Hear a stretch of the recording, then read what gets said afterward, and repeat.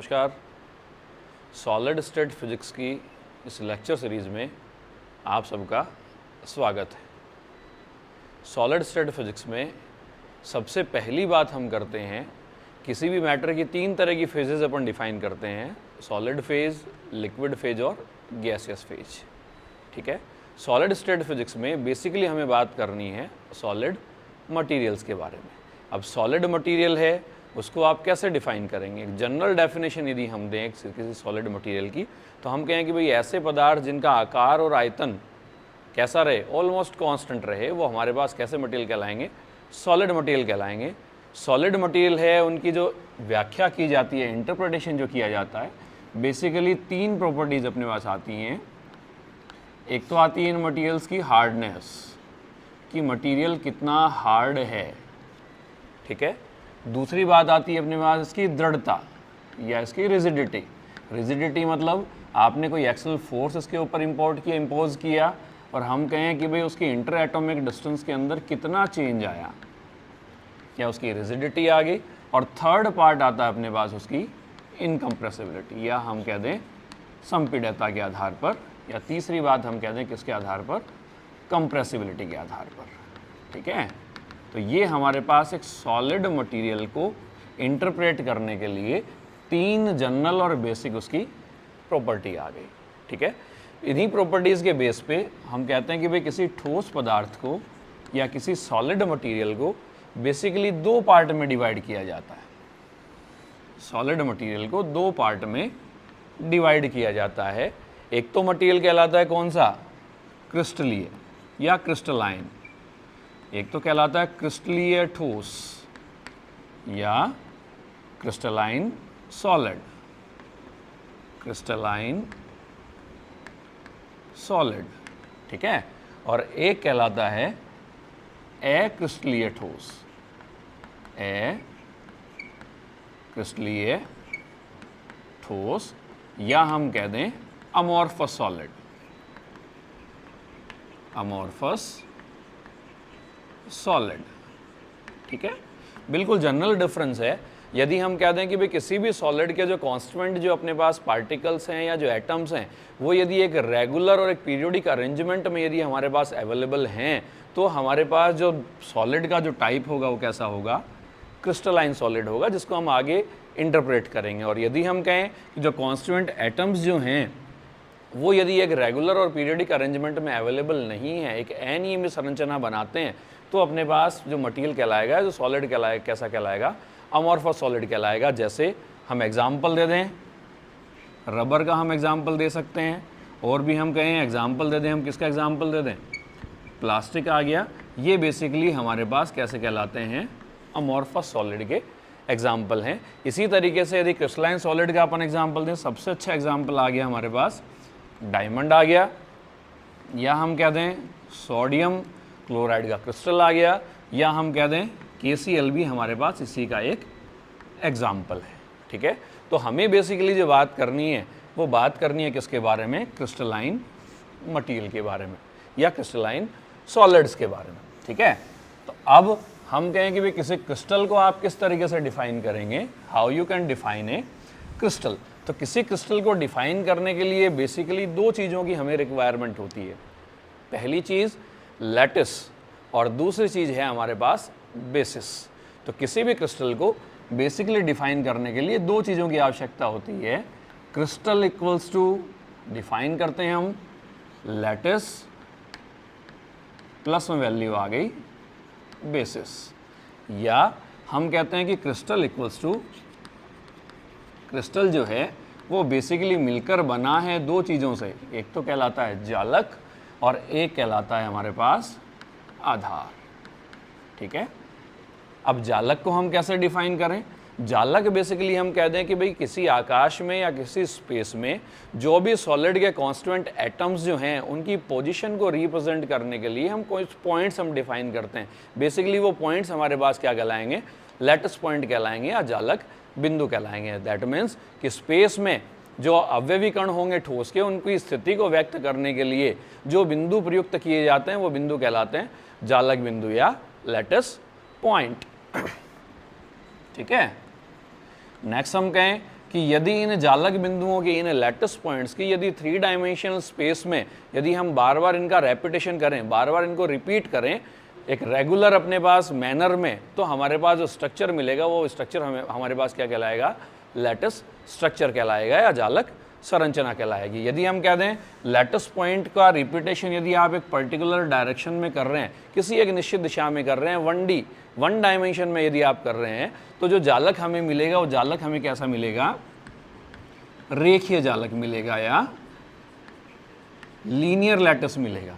और यदि इन lattice points का रिपीटेशन यदि हम 2 डायमेंशन में कर रहे हैं, 2 डायमेंशन में कर रहे हैं, तो जो हमें लैटिस मिलेगा वो लैटिस हमें कैसा मिलेगा, एक समतल या एक प्लेन लैटिस मिलेगा। और यदि यही रिपीटेशन हम 3 डायमेंशन में करें तो जो लैटिस मिलेगा वो कैसा लैटिस कहलाएगा, 3D लैटिस कहलाएगा या त्रिविम जालक कहलाएगा। तो जालक बिंदुओं की बार बार पुनरावृत्ति से जालक संरचना का निर्माण होता है। एक चीज़ हम और क्लियर करें यहाँ कि जालक संरचना है, जैसे हम ये कह रहे हैं कि भाई ठोस या क्रिस्टलाइन मटेरियल का निर्माण जो है वो जालक और आधार से मिलकर होता है।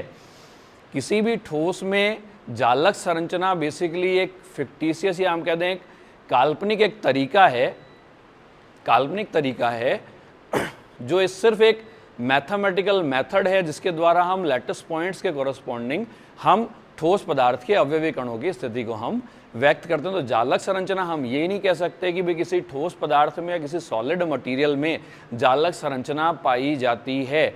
जालक संरचना है सिर्फ एक काल्पनिक एक मैथमेटिकल प्रोसेस है जिसके द्वारा हम सॉलिड में उसके जो अवयवी कण होंगे या जो अपने पास उसके एटम्स होंगे उनकी स्थिति को व्यक्त करने के लिए हम प्रयुक्त करते हैं। तो पहली बात होगी हमारे पास लैटिस या लैटिस पॉइंट्स की। दूसरी बात आती है आधार, आधार या बेसिस। बेसिस हम कह रहे हैं कि भाई जो भी हमने लैटिस पॉइंट बनाया है, अगर इस लैटिस पॉइंट के साथ हम ठोस पदार्थ के एक एक परमाणु को हम जोड़ दें, या हम कह दें कि ये जो स्ट्रक्चर जो परमाणु हम जोड़ रहे हैं सिंगल एटम भी हो सकता है या एटम्स का कोई कॉम्प्लेक्स स्ट्रक्चर्स भी हो सकता है। तो एटम्स को या एटम्स के कॉम्प्लेक्स स्ट्रक्चर्स को ही हम क्या कहेंगे, बेसिस कहेंगे। तो इन एटम या कॉम्प्लेक्स स्ट्रक्चर जो है वो जब इन लैटिस पॉइंट्स के साथ जुड़ जाएगा तो जुड़ने के बाद हमारे पास क्या बनेगी, एक क्रिस्टल स्ट्रक्चर का निर्माण होगा। ठीक है, अब हमने जैसे एग्जांपल का रेखीय जालक लीनियर लैटिस, यदि हमने एक लैटिस हमने डिफाइन कर दिया या एक लैटिस पॉइंट हमने डिफाइन कर दिया, हमने कहा कि अगर इस लैटिस पॉइंट की 1 डायमेंशन में दिया बार बार आप रिपीटेशन कर रहे हो, बार बार रिपीटेशन मतलब यहाँ से आप सपोज दैट इस पॉइंट पे चले गए, यहाँ से आप दोबारा इस पॉइंट पे चले गए, यहाँ से आप दोबारा इस पॉइंट पे चले गए। सपोज दैट मैंने कह दिया ये डिस्टेंस हमारे पास कितनी है, ए है। रेगुलर अरेंजमेंट होना चाहिए, रेगुलर डिस्ट्रीब्यूशन होना चाहिए। तो ये डिस्टेंस कितनी आ गई, 2a आ गई। ये डिस्टेंस कितनी आ गई हमारे पास, 3a आ गई। तो इसका मतलब एक पॉइंट से 1 डायमेंशन में हम सभी पॉइंट्स के ऊपर क्या कर सकते हैं, ट्रांसलेट कर सकते हैं, यानी हम ट्रांसलेशन हम डिफाइन कर सकते हैं। उस ट्रांसलेशन को मैं कैसे डिफाइन कर सकता हूँ कि t इक्वल्स टू वैल्यू आ गई, कोई भी एक इंटीजर वैल्यू ले ली हमने, जैसे मैंने डिफाइन कर दिया n1, और डायरेक्शन किसी पर्टिकुलर डायरेक्शन में हम कह रहे हैं तो हमने कह दिया t इक्वल्स टू वैल्यू आ गई n1a। ठीक है, इसी तरीके से यदि लैटिस पॉइंट का रिपीटेशन 2 डायरेक्शंस में है, 2 डायरेक्शंस में यदि उसका रिपीटेशन है, सपोज दैट ये डायरेक्शन मैंने कह दिया अपने हमारे पास क्या है, ए वेक्टर आ गया, और ये जो डायरेक्शन है ये डायरेक्शन कौन सी आ गई, बी वेक्टर आ गया। तो ट्रांसलेशन वेक्टर है उसी को हम क्या डिफाइन करेंगे कि T vector equals to value आ गई n1 a आ गया प्लस वैल्यू आ गई n2 आ गया और वैल्यू आ गई b आ गया। n1 और n2 हैं, ये हमारे पास क्या हो गए, इंटीजर वैल्यू होंगी यानी पूर्णांक वैल्यू होंगे। ठीक है, इसी तरीके से यदि लैटिस पॉइंट का रिपीटेशन 3 डायमेंशन में हम कर रहे हैं तो ट्रांसलेशन वेक्टर कितना आ जाएगा, t इक्वल्स टू वैल्यू आ गई n1 आ गया, a आ गया प्लस n2 आ गया, b आ गया और प्लस वैल्यू आ गई n3 आ गया और c आ गया। ठीक है, n1 n2 n3, n1 n2 n3 ये हमारे पास कैसी वैल्यू होंगी, पूर्णांक वैल्यू होंगी या इंटीजर वैल्यू होंगी। a b और c जो हम डिफाइन कर रहे हैं, a वेक्टर b वेक्टर और c वेक्टर है, इसको आप कई नामों से हम इसको डिफाइन कर सकते हैं। हम इनको कह सकते हैं प्रिमिटिव वेक्टर्स, है ना, या अभाज्य सदिश, या हम इनको कह सकते हैं बेसिस वेक्टर्स, है ना, दोनों एक ही बात है, किसी भी तरीके से आप इसको डिफाइन करें। तो ट्रांसलेशनल वेक्टर जो है वो हमने डिफाइन कर दिया n1a प्लस n2b प्लस में वैल्यू आ गई n3c। अब इस ट्रांसलेशन वेक्टर का यूज़ क्या है? यूज़ मतलब जैसे हमने कहा कि भाई एक लैटिस स्ट्रक्चर हमने डिफाइन किया लैटिस स्ट्रक्चर सपोज दैट हमने इस तरीके से डिफाइन कर दिया, जैसे ये हमने कह दिया कि भाई लैटिस पॉइंट्स हैं, ठीक है, ये लैटिस पॉइंट आ गए, ठीक है। जैसे मैं एक 2 डायमेंशन लैटिस का एग्जांपल ले लूँ, ये डायरेक्शन मैंने कह दी कौन सी आ गई? ए सदिश। ये डायरेक्शन मैंने कह दी कौन सी आ गई? बी सदिश। और यदि मुझे इस पॉइंट के ऊपर जाना है ना, इस वाले पॉइंट के ऊपर हमें जाना है, तो हम क्या कहते हैं? ट्रांसलेशन। कितना ट्रांसलेशन होगा? टी इक्वल्स टू वैल्यू आ गई कितना 1 और वैल्यू आ गई ए, 1 और ए, और साथ में हमें कितना चलना पड़ेगा? प्लस में वैल्यू आ गई 1 और वैल्यू आ गई बी। तो ये इसका हमारे पास ट्रांसलेशन वेक्टर आ गया। यदि मैं कह दूं किसी डायग्राम को सपोज दैट इसकी बजाय हमें सपोज दैट इस लैटिस पॉइंट की बजाय इस लैटिस पॉइंट पे जाना है, तो आप ट्रांसलेशन वेक्टर क्या डिफाइन करोगे? हमें चलना पड़ेगा इस पॉइंट से इस पॉइंट तक, फिर इस पॉइंट से इस पॉइंट तक, यानी वैल्यू आएगी ट्वाइस और वैल्यू आ गई ए, प्लस वैल्यू आ गई 1 और डॉट में वैल्यू आ गई बी। अब यदि मैं कह दूं कि लैटिस स्ट्रक्चर सपोज दैट हमने कह दिया कि एक एक लैटिस पॉइंट यहाँ और अवेलेबल है, इसके सेंटर में यहाँ एक एक लैटिस पॉइंट और अवेलेबल है, तो हमें सपोज दैट इस पॉइंट पर जाना है, इस पॉइंट पर जाना है, इसका मतलब कितने डिस्टेंस ट्रेवल करनी पड़ेंगी?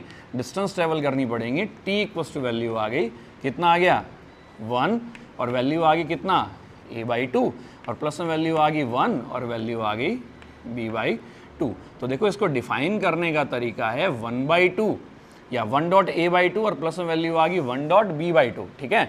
अब मैंने कहा कि भाई n1 n2 n3 हमेशा क्या होंगे? पूर्णांक होंगे। अगर वो पूर्णांक हैं तो वो बेसिकली डिफाइन कहलाएंगे परमिटिव वेक्टर्स, और यदि वो पूर्णांक नहीं है, इंटीजर वैल्यूज नहीं हैं, तो वो कहलाएंगे नॉन परमिटिव वेक्टर्स। ये हमने एग्जांपल लिया 2D का। अब जैसे और एग्जांपल हम कह दें, सपोज दैट इस लैटिस पॉइंट के लिए हमें ट्रांसलेशन वेक्टर डिफाइन करना है, तो हम क्या करें?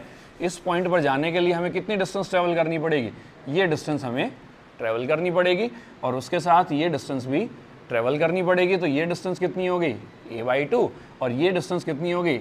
b/2। सपोज दैट मैंने कह दिया इस लैटिस पॉइंट का सपोज दैट पोजीशन वेक्टर कह दिया मैंने r है, तो यही ट्रांसलेशन वेक्टर डिफाइन किया जाएगा।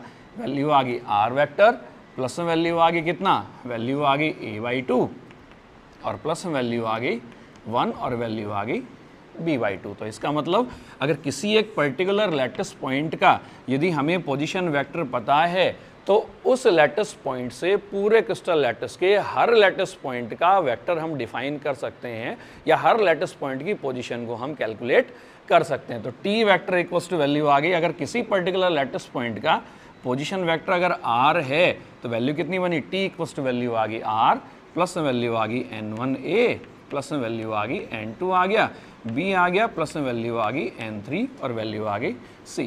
किसी भी स्पेस लैटिस की सबसे बड़ी स्पेशलिटी यही है कि आप किसी भी डायरेक्शन में जाएं, कोई भी रोटेशन आपको नहीं मिलेगा। हर डायरेक्शन में आपको जो अरेंजमेंट मिलेगा वो कैसा मिलेगा? रेगुलर मिलेगा। जैसे हम एग्जाम्पल कहें कि भाई घर में आप दीवार हम बनाते हैं, तो ईंटों से दीवार बनती है, तो ईंटों का हमारे पास एक रेगुलर अरेंजमेंट है, वो मिलकर क्या बना रहा है? अपने पास एक रेगुलर पीरियोडिक अरेंजमेंट बना रहा है या एक स्ट्रक्चर बना रहा है। तो सेम इसी तरीके से हम लैटिस स्ट्रक्चर को डिफाइन कर सकते हैं। ये एग्जांपल हमने 2D का एग्जांपल लिया या 2 डायमेंशंस का एग्जांपल लिया। अब यदि मैं कहूँ कि एक 3D का हम एग्जांपल लें कि 3 डायमेंशन में हम लैटिस वेक्टर या ट्रांसलेशन जो वेक्टर हम डिफाइन कर रहे हैं उसको हम कैसे निकालें? हमने कहा कि t इक्वल्स टू वैल्यू हमने कह दी n1a आ गया, प्लस में वैल्यू आ गई n2b आ गया और प्लस में वैल्यू आ गई n3 और वैल्यू आ गई c। और यदि किसी पर्टिकुलर पॉइंट का पोजीशन वेक्टर r है और यदि उसके कोरस्पॉन्डिंग यदि हम निकालें, तो हम क्या कहते हैं? n1a n2b और प्लस में वैल्यू आ गई n3c। 3 डायमेंशन में यदि हम एग्जांपल लें, ये सपोज दैट हमने एक एग्जांपल ले लिया, 3D सेल का एग्जांपल ले लिया। इस तरीके से ये एक 3D सेल बना दी हमने ना, ये एक 3D सेल बना दी। अब इस सेल में सपोज दैट ये एक प्लेन और बना देता हूँ मैं बीच में, ये एक प्लेन और बना दिया, ठीक है। अब एक एटम यहाँ अवेलेबल है, ये एटम्स की पोजीशन आ गई,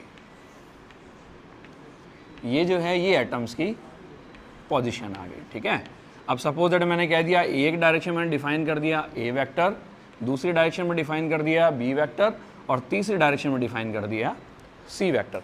अब सपोज दैट मैंने कह दिया कोई भी पॉइंट मैंने डिफाइन कर दिया, सपोज दैट ये पॉइंट आ गया पी, ये पॉइंट सपोज दैट मैंने कह दिया क्यू, और यदि हम मुझे इस लेटेस्ट पॉइंट की पोजीशन को कैलकुलेट करना है, ओरिजिन मैंने कौन सा लिया, किस पॉइंट के रेफरेंस में, इस पॉइंट के रेफरेंस में अपन ने कैलकुलेट किया। किसी भी पॉइंट के कोरस्पॉन्डिंग, जैसे ट्रांसलेशन, अगर ये ओरिजिन है, इससे इस पॉइंट पर जाना है तो ट्रांसलेशन वेक्टर ये हो जाएगा, ठीक है।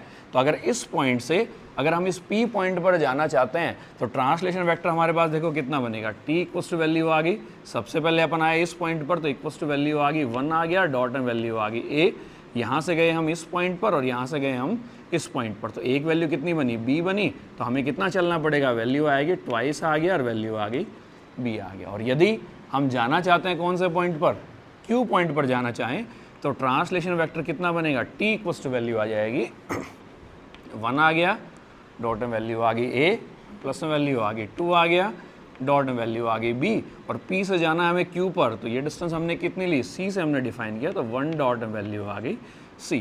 तो ये बेसिकली हमारे पास ट्रांसलेशन वेक्टर आता है। तो क्रिस्टल लैटिस में लैटिस पॉइंट जो है या लैटिस स्ट्रक्चर जो है वो कभी भी किसी ठोस के अंदर नहीं पाई जाती।